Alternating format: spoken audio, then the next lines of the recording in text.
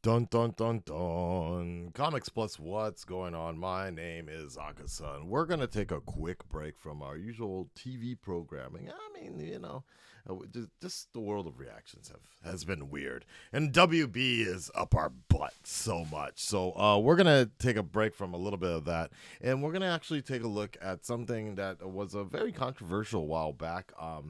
The Spider-Man Lotus fan film. For those of you that don't know, this was a fan film that had a budget of like $200,000, $300,000, something like that. Really huge.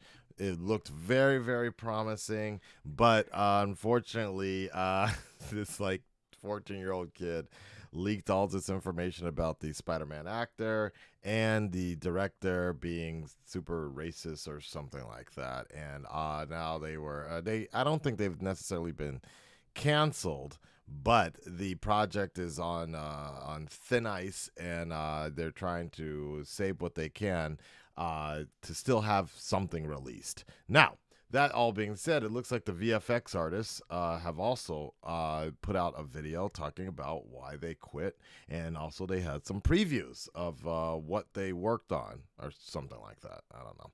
Let's take a look. Here we go. Yeah. Hi. Hi, I'm Max Arnhammer. I was one of the VFX artists on the now infamous Spider-Man Lotus.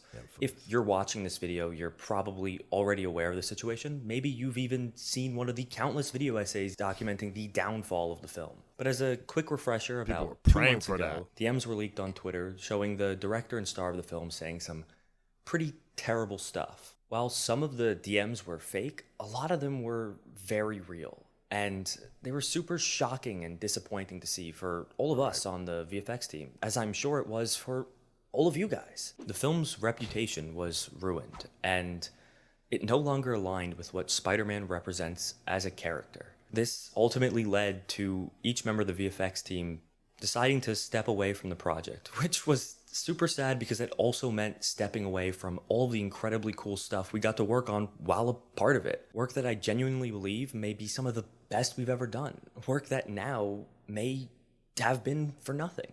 Because of this, I wanted to make this video and push aside the drama for just a bit and really shine a spotlight on push aside the drama, but yet rehash it again and show screenshots and all that. I don't know about all that. Yeah, okay, let's stir that drama back up, because I honestly think people damn near forgot about it in some form or fashion. The fact that they brought it back again, but whatever. I digress. Let's just the incredibly hardworking and get to the passionate content and dedicated individuals on this VFX team who made some really amazing stuff happen. Stuff that now we want to share with all of you guys. So I hope you enjoy. Yeah, sure. Okay, let's go. The model. Okay, well, this is gonna get copyrighted. Hey, I'm Nero. I worked on Spider-Man Lotus alongside Justice Sketches, which of Woo, course these is kids the are theme young. I'm Justice Sketches. I was Oh my model God. on the Lotus team, and today I'm talking about the Lotus Yo, model. one of the first things I did when I came onto the project was read apologize Spider-Man. If you don't send know, them to India. Make them put them on a VFX team. data was still keeping its shape and form. Following our Wow. process led to us going from 3 million vertices to 400,012 743. I started by finishing up Nero's Ooh, I have that poster. smoothing things out and making it look a bit more. This is After that, crazy. I added the seams. Seam lines are important because it gives the suit some definition, and obviously the real Lotus suit has seam lines because Look at all that Spidey stuff. Nice Batman bed After too. we Looks polished like the my model, room. I textured it, adding all the thumbprints, scratches, and all other details. That is crazy though. Then from there, it was only a matter of finishing up the webs. Hugo 9P1 did the wrinkles. Now I know some people are already gonna mention like, oh, this looks already better than the stuff that Marvel is putting out. But Marvel, the VFX artists that they're hiring, they're not solely just working on one project for a long amount of time, right? How long has Spider-Man Lotus been working on? What, years now?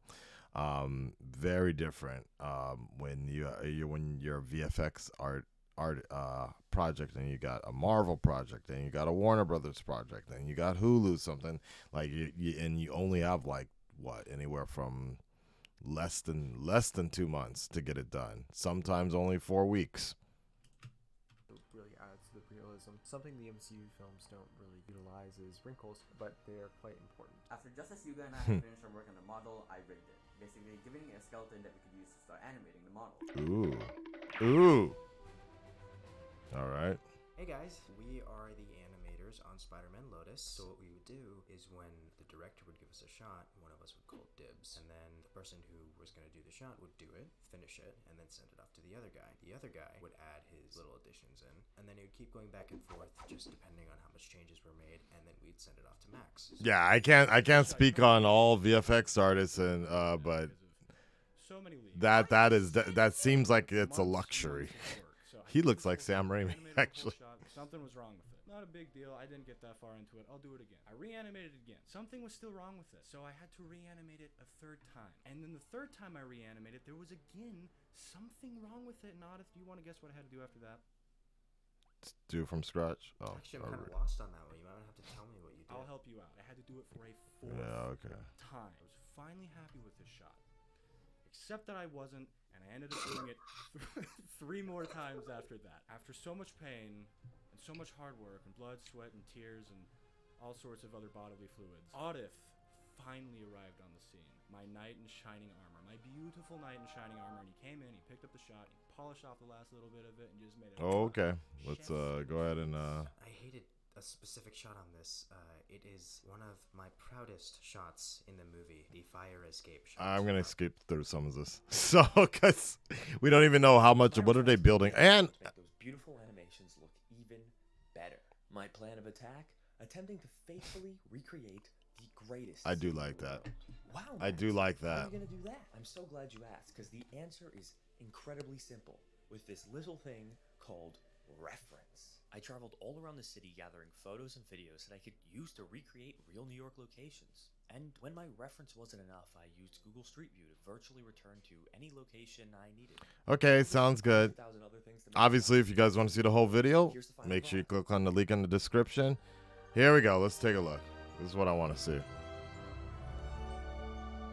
Show me what you got.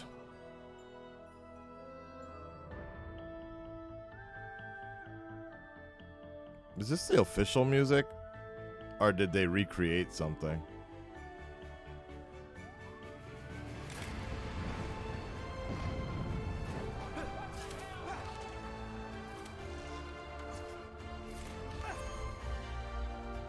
It sounds like a recreation.